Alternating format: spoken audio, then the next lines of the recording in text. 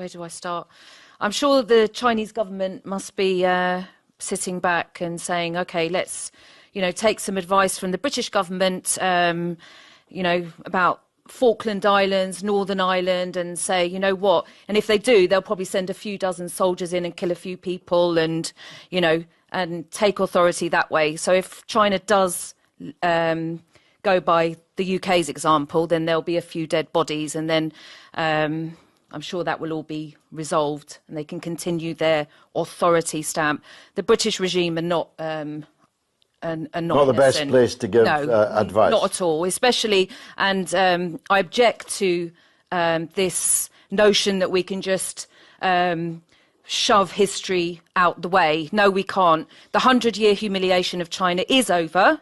It's finished.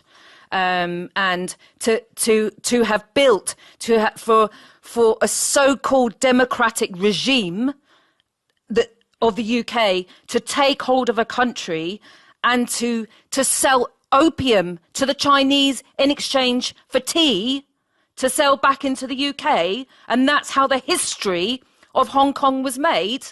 And we're just going to forget about that? No, we don't. No, we don't.